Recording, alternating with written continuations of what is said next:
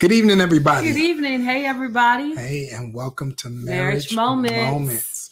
So glad that you connected to us tonight. And tonight, our topic is your marriage. And your passion. No, that's not the title. It's called Your Marriage Needs Passion. Well, let's talk about passion. Yeah, and our marriage needs passion. Every marriage needs passion. Continual. Have you ever had a moment in your marriage where you were like, I feel like that there's some passion lacking? I remember just the other week we were watching something on television and the guy and the girl, they were like engaged in such heated passion, even in their looks and their eyes, the way they looked at each other. And I asked my wife, I said, hey, do you still feel that way, about me? And she was like, you mean like still get bubblies and goosebumps and stuff? And I was like, yeah, like that. She's like, of course I do. Yes. And I was like, are you just saying that? She said, no. I think it's just natural that you are curious if your marriage is still have passion and feel the fire. I mean, with kids and work and children and life and responsibilities, you know what I'm saying? It's very essential and important that we keep each other first and keep our flames ever lit. On fire. So, when you think about this, when you feel like this space, when you think of passion is described as like this intense longing or this desire for one another, Hunger. Burn. Okay. And relationships, naturally, I think over time, all relationships, unfortunately, we all have to fight familiarity. Right. Yeah. Because our relationships have these natural ups and downs, these ebb and flows where it's hotter at other times than it is at certain times. And I think that's okay. Anniversaries, holidays, birthdays are always a little bit more steamier. We don't celebrate Valentine's Day. A little bit steamier than other times because we have a level of intentionality. And so I think that although we all experience these ups and downs, we should never settle for the ups and downs. Right. For the normalcy, for the regular, for the ordinary, for the lack of passion, right?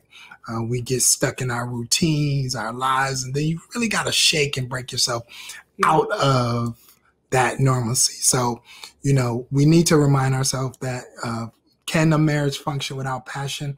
I think yes, but I think it's harder, right? Seems like it becomes an arrangement. Roommates, deals, and business and all that, which partnership is all of that, but it should be so much more. Yeah. So if you feel like your marriage is lacking passion, your marriage needs passion, here's a few things that we thought about that you could do quickly. You want to go over them, babe? Let's go to the first one. So the first one is to choose. I love that word. To choose sex over sleep. Yeah. You have to choose sex over sleep. Yeah, especially when you're tired. Exactly. And I promise you, if you pray, God will anoint you to go ahead and do that. All right. The next one is why you always got to? Because it's true. It is true, but it is also just a choice. Like it is a choice. It is spiritual, but you should desire. We can because you always say that, and it's a truth that I don't neglect. That is true, but it also is like a natural desire. It's like, I mean, it's cool when you say it, but the other side that I always say, like when I talk to guys, because no guy wants to feel like you had to go, oh Jesus, help me have sex with my husband. You know what I'm saying? Like, no, you shouldn't. Why you got to pray about it? You know what I'm saying? Before you got married, you had to almost like pray not to. Now you got to pray too. What's the deal with that?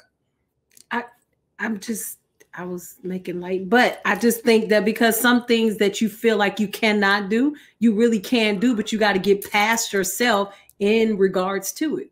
So sometimes to me, praying is centering yourself and not being overwhelmed by everything else that really doesn't matter because you're overwhelmed by what's there and not really what's inside of you. Thank you. Because once you get there, then you're there for most people. If they get there, they get there. But I feel that prayer is a place that helps you to center yourself. Yeah, for you, but not for everybody. So if you make statements like that, somebody go, oh, my shit, go, God, Jesus, please. And it's not always It's just about what you said. You know what I'm saying? Centering yourself, having some level of intentionality, but also, why do you have to pray to want to have passion with your spouse? I don't think that it's always about prayer, but I think that some people just don't focus on that, on passion, because they get in the mundane routine of everything and of what their life is about, and they just don't remember that part. But once they get there, you know, it's like, no, I don't want to go to this place. And then if somebody quote unquote drags you and you're like, I had the best time of my life, and it's because you were stuck in a cycle. Yeah, I think we just see it different, you know, which I think a lot of people do. I hear what you're saying. I don't disagree with you. I just don't want to have to drag you to a place. I don't, when it comes to passion, it shouldn't be work. But I think you're right that for so many people, it's work, and it feels like work. And so that's one reason why people lack passion, because for whatever reason in their marriage, it feels like work. And so it's like, our point choosing sleep over sex is because I guess sleep is like your natural tendency of the thing that you might want to do at that moment while your spouse wants to have sex. Maybe both of you do, but maybe one of you do.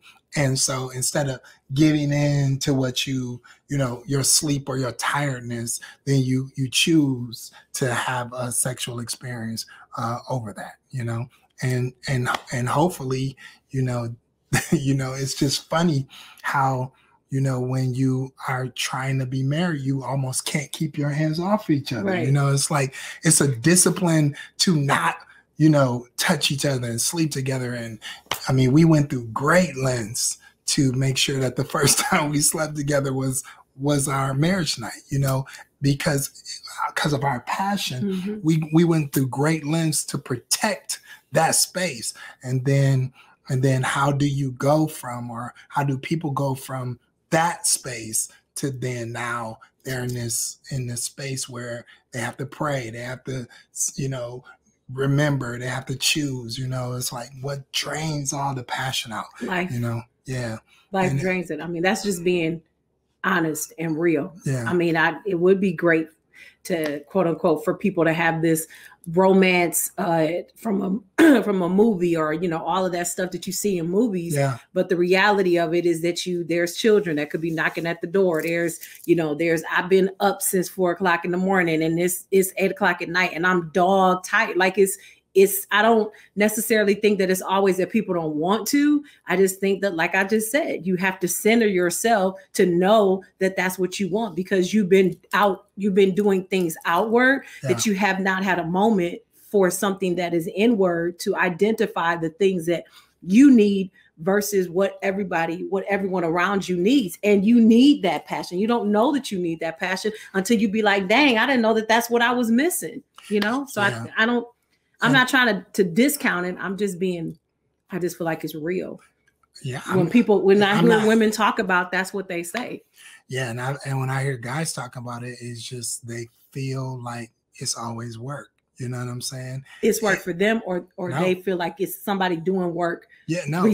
Giving them something. Yeah. It's like if I want to initiate a passionate, romantic, if I want to have sex or be intimate with my spouse, it's like a beg or an ask or like it's a favor or something. You know what I'm saying? Whereas, again, I think the tension comes because nobody wants to feel like vulnerable.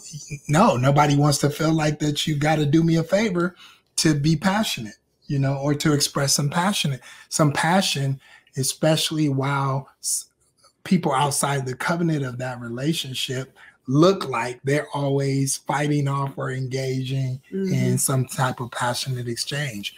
And so your marriage needs passion. We had a bunch of them, but I think that's our time for tonight because we only got to one.